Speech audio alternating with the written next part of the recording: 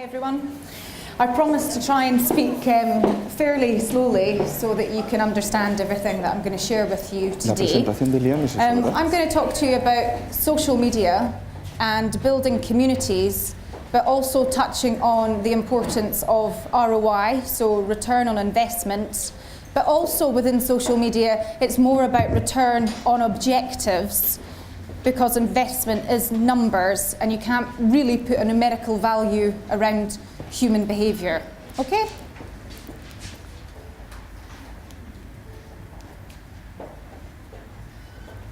So building an online community, what is that with Facebook or LinkedIn or YouTube or Twitter? How do you get people to follow you, to like you, to become a fan or a friend? How to target your audience? Where are they? Which platforms are they on? Are they on blogs? Are they on forums? Are they, on Twitter? Not everybody's on Twitter. Not everybody's on Facebook, believe it or not. But how do you tap into your target audience for your business? And then touching upon metrics and measurements, so the ROI that we see from that activity. So, starting off, what does an online community really look like? Communities already exist, and you'll know about this guy because this is Mark, the CEO of Facebook. The community is already there online, and they're already talking about your product, your brand, your service, or your business. How do you want to tap into those people to become brand ambassadors for you, or to buy more things from you? So how do you go about doing that? Here's the Facebook here for Zara, and they've got over 7 million likers on this community page. So how do you set up your Facebook page to be engaging, to have information that people want to share and refer and recommend to all of their friends? Remember, it's about public relations, it's reputation management online. And what do you do when something might go wrong? I have clients which are big airways or aviation companies, and if something goes wrong, we need to have a plan in place that will go super fast across social media. Lufthansa, this is just to give you an idea of the different things that they do on their Facebook page. So it's engaging. There's content there that will appeal to people. There's become a fan, different things on landing page tabs on Facebook. It only takes a little bit of code. But really having a plan in place to build your community and followers and fans. If you've got a Facebook page for your company or your product or your service, and there's not really engaging content there, you're not going to grow your community base. So what engaging, interesting news can you share with your followers and fans? There's more video and things, and if you can see across the top, the tabs, you can add more tabs. You're not limited to what tabs you have, so you can actually put a piece of code in and then start to make your own tabs that's relevant for your business so that you can differentiate yourself from your competitors. Here's another one again. Over 4,000 people like this page. They've got different Twitter, photos, links to video. Again, it's about creating compelling content for people to share. And just another one for Cathay Pacific. They're actually doing a recruitment drive through Facebook. So there are different things that you can do with your social media channels. It might not all be about conversion and sales, but recruiting people to join your team perhaps. So, building communities and building followers and fans and getting more coverage and buzz online through social media, you need a plan. You need to know what your objectives are and what are those. Can they be tied in, and they should be tied in with your business plan for 2011. So what are your business objectives, and tie those in with social media. Is it to create more brand awareness through social media, so that buzz? Is it product feedback that you want to then relate into your product development stages? Whether you're listening to your customers online that say, I like your product, but I would like it more if you did X, Y, and Z. You can feed that back into product development stages. Is it about that online coverage, press, buzz, and sales? Or is it customer service? We see a lot of customer service related issues for companies through Twitter, for example. People are having a bit of a rant or a moan, or they're generally unhappy. But it's a great listening tool to understand what your customers are saying about you. The more people that you can have on board and build your community, advocates, ambassadors for your brand, the more successful that you're going to be.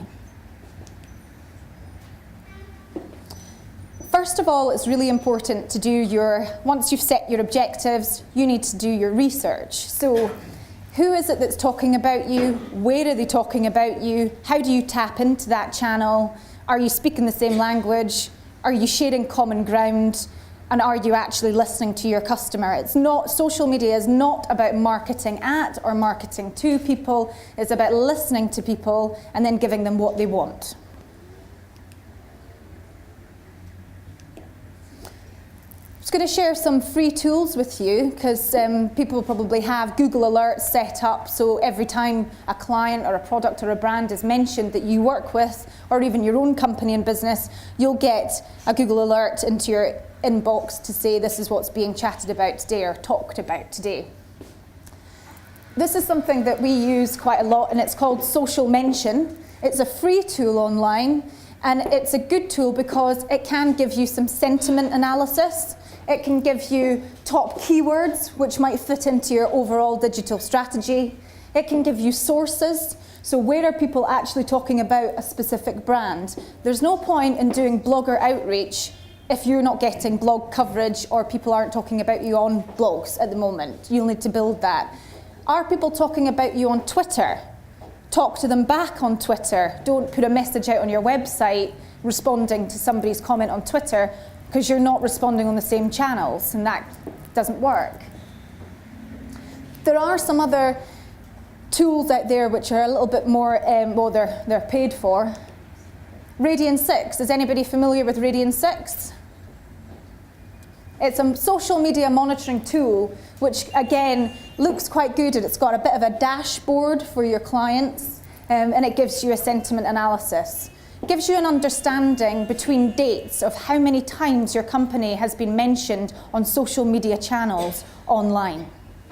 Another one that's pretty good is Brandwatch. Again, just some research into social media monitoring tools. Public relations or PR companies monitor clients and brands every day, so you have lots of column inches and you know what's happening in the papers or on TV or on the radio. You should be doing the same with social media, because this is where the digital media is at.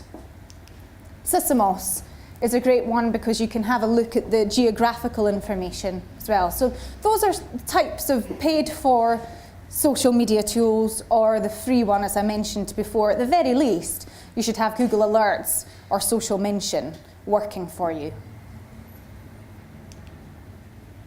So once you've identified your objectives, you've done your research, you know what key themes and topics people are talking about you, you now need to put that into a plan.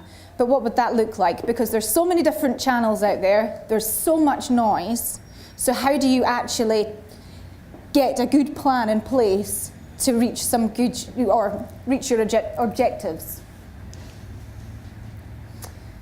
I've just put this into 6 steps, basic steps.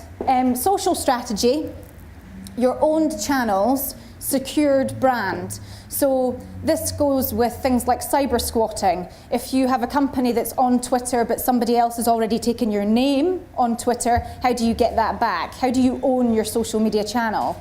How do you get your own vanity domain URL on Facebook, for example?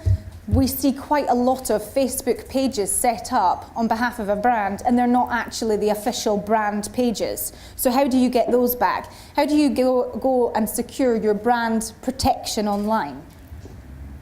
Then it's about the community acquisition. So this is about building your online community. Having a campaign strategy. Are you going to send out a press release? Have you got a new product coming out? Have you got a new video coming out? What is it that you want to communicate to your target audience? Have that community strategy in place. Do you do blogger outreach? Do you do a Twitter campaign with discounts and codes? And then a content strategy. So what pieces of content are you going to have on your pages for your fans? Is it video? Is it images? Is it a photo competition? Those types of things. So what, makes your audience tick?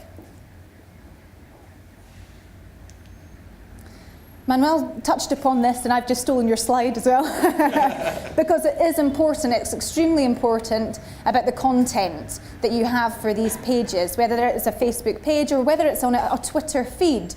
You need your Twitter background to be branded up so that it's a business, it looks official.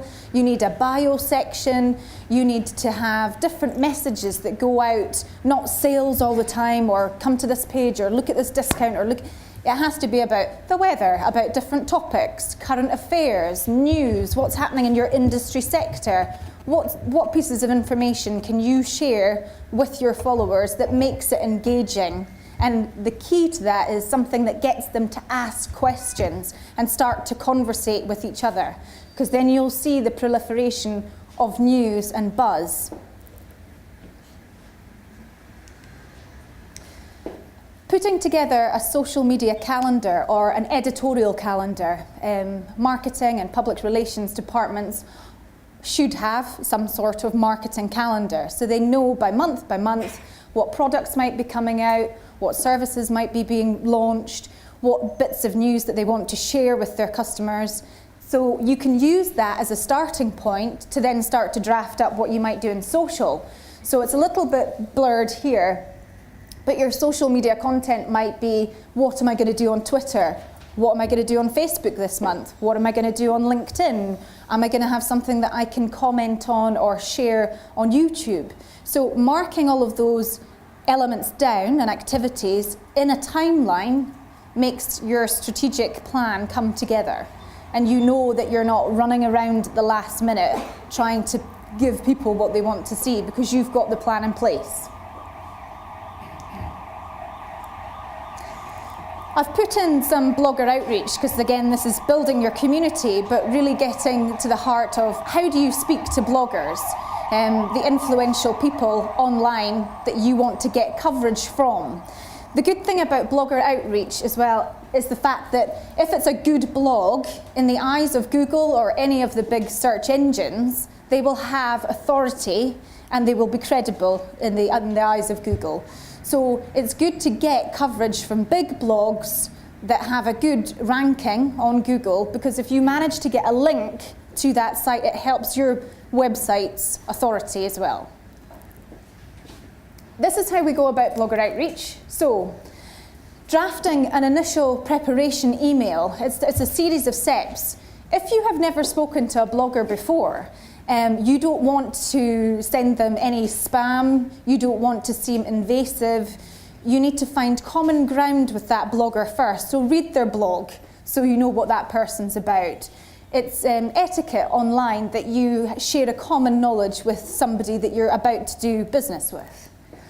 Then you can make some initial contact. Hello, I've read your blog for some time now, or I really like the fact that you won that digital award in 2010, or whatever that might be, and say, I've seen that you've written about such and such before, or you're interested in. I have some information that I could give you exclusive. Would you be interested in, Then we need to follow that up. You need to monitor if that blogger actually wants to work with you. If they don't keep harping on or keep contacting them.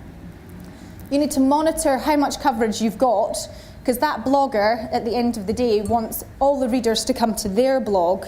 So their readers might then blog about it even further, or then tweet that bit of coverage, and that's when you start to see the buzz grow across the web. And always thank your bloggers for any piece of coverage that you get. That goes with anything on Twitter. If somebody was to say, oh, Leanne, I really like your hair today, I would say thank you. I wouldn't just be silent and not acknowledge them. So acknowledge your bloggers, acknowledge the people that are giving you free coverage and free press. Maintaining the momentum, this is how we've talked about search and social can be quite intrinsic. We have the first wave of proliferation would be going out to your bloggers, drip feed that content to key influencers that you want to work with, And then you might do an online PR distribution, so a press release through Press Hub, so PR Newswire. And again, so you've given exclusivity to your bloggers, then you want to hit it out to a wider reach of eyeballs online, and then it's quite good to then bookmark your content. So that means that you're tagging it, you've got your correct keywords, this fits with your SEO strategy, you're building links, and you're driving traffic to campaign destination pages. So as you can see, there's quite a lot of benefits that cross into SEO as does with social. And keep monitoring everything that's happening. So once you're doing this activity, you want to be able to monitor it with the social media tools that I talked about to see how successful you really are. Are you managing to achieve the job or meet the goals and objectives that you set yourself at the beginning of the campaign? 3 easy steps, lots of research, then your plan, and then you can communicate. Lots of people go into social media thinking that they can just jump straight into social media, and it's probably the most unsuccessful way to do it. You need to research who it is you're going to talk to, what's your common ground, have a plan in place so that you can keep sending people or sharing people, information, rather than here's a bit of content and then they don't hear from you for 6 months. You need to keep that quite steady and that flow quite steady. Again, it's just to show you that it is a cyclical situation, always round to listening and understanding to meet your fulfillment of goals.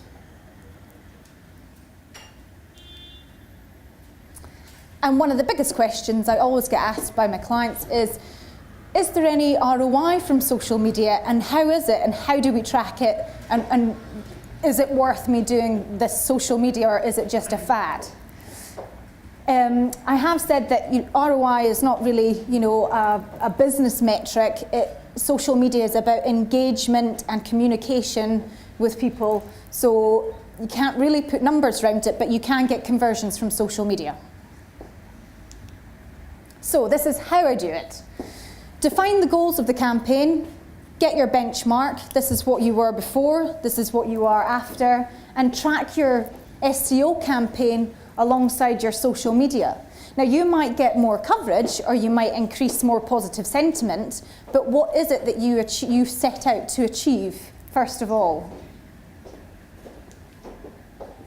Create your activity timeline, so the planner that I mentioned.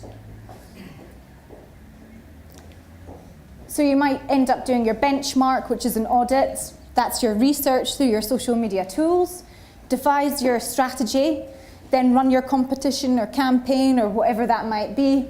Do your blogger outreach, then your press releases, and then you can start doing community participation, because your news by then will have proliferated across the web and gone onto forums and blogs and social networks.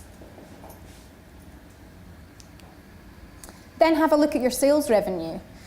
When did you start your blogger outreach? When did you start sending information out to Twitter or community hubs? And track that across where you see peaks and troughs within your sales revenue. It's really just tying those together and overlapping the activity that you're already doing and existing in marketing, public relations, SEO, so that you can see at the timeline of when you started to do your activity.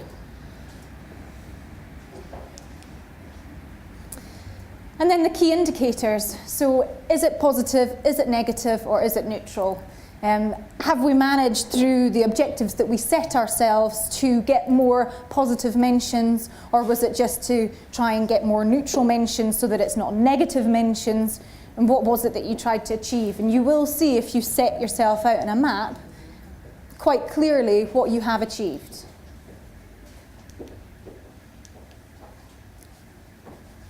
This is my famous logo. It's listening and understanding, analysing, and then engaging and interacting. So the engagement part does not come until you have your plan in place and you've researched the target audience and what's being said online about you.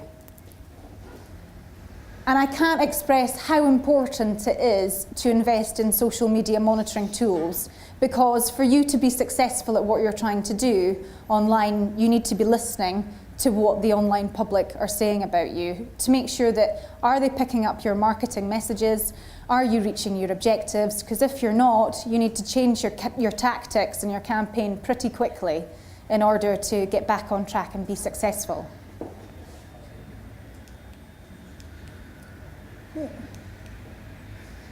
And that was a quick whirlwind through building online communities, listening to what people have to say, and then putting together a plan. Thank you. Any questions? Right. No, good. I think I've stunned them all. Sí, allí hay una pregunta. Oh, yeah. Félix.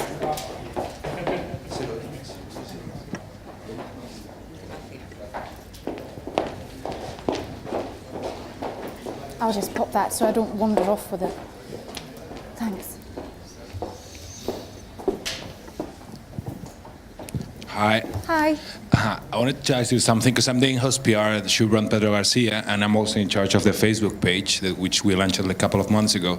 And the thing is that we found this non-official Facebook page, and I don't really know what to do with it. We didn't want to report it because maybe it's negative for the brand. But there's no one, like an email address or something. There's no person I can get in touch with. So what would you do with that? Is this still working? Yeah, it is. Okay. The first thing that you would need to do is just to see, well, monitor for any sort of obscenities on the page. Is it actually a negative page? What effect does it have? No, it's not. It's like a fan page. Okay. Yeah. Have they got lots of fans on it? Well, like 2,000, so it's like quite significant. Would you be looking to migrate those followers and fans to your own official site? But I can do that. How? I mean, I've like posted links on their page and stuff, but. But then if you're not getting any success because there's nobody that you can contact directly, you have to go through Facebook itself. So all you need is your company registration number, and you let them know. And if you're emailing from the company, you've got in your email address the company that you are officially on behalf of. They can then get in contact with who that is, the admin person on that fan page that's unofficial, and that he can get you to start talking to each other. Okay. So it's about contacting Facebook, really. Okay. Thank you. Okay. Anybody else, or? Yes.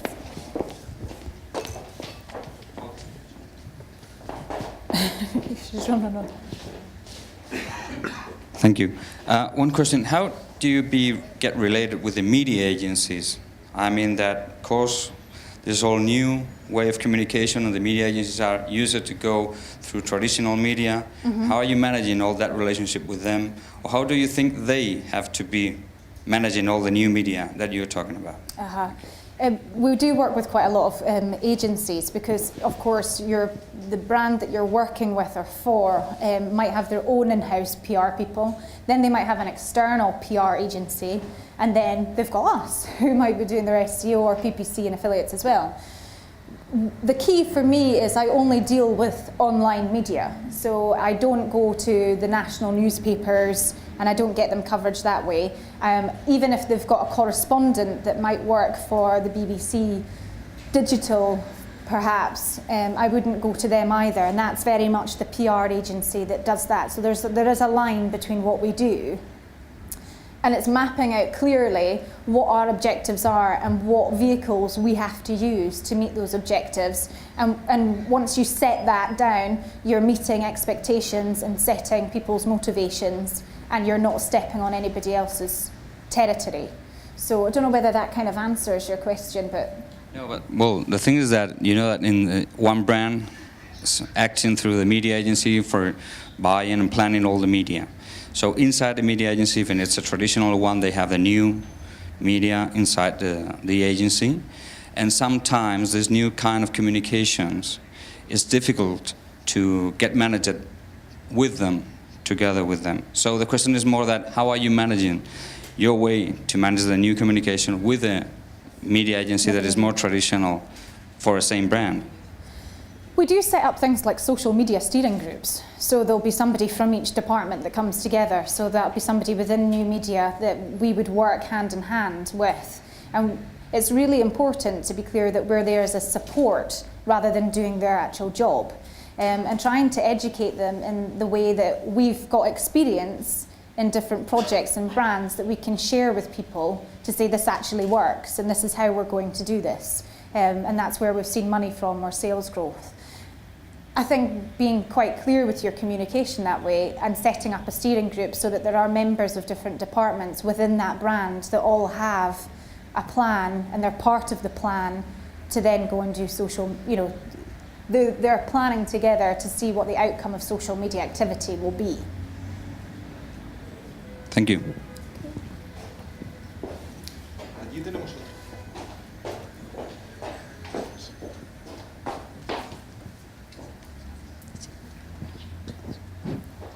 Hi. My question is, how would you turn something that's currently on the news, like the Tunisian social disruptions, into something positive for your brand? Because we actually do have eight hotels in Tunisia right now. Mm-hmm. It's about obviously investing in your social media monitoring tool first of all, and then if you've already got a few key contacts that you have, key influencers or big bloggers out there that might be in the travel or hospitality industry, that you can then start to push out your communication with. Do you have your own Facebooks and Twitters? And, we do, yeah. Yeah. So are you already communicating different things?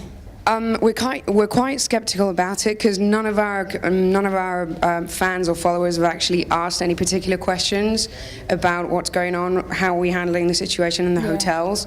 But I'm just wondering if it's something that we could maybe turn into a positive outcome.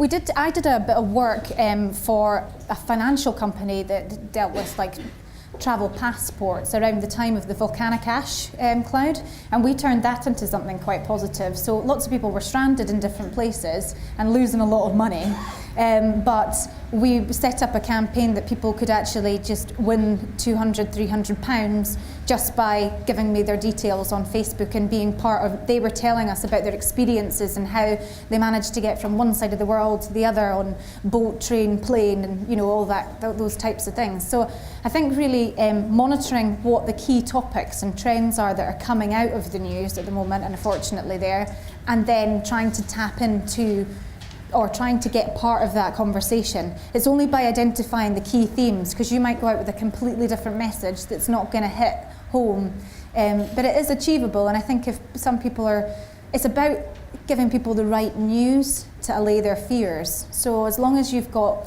some sort of content strategy plan of what you might say on a weekly basis, but they'll always anticipate what your comment you might get back from the online community. So it's not impossible, but I would look at the key topics first.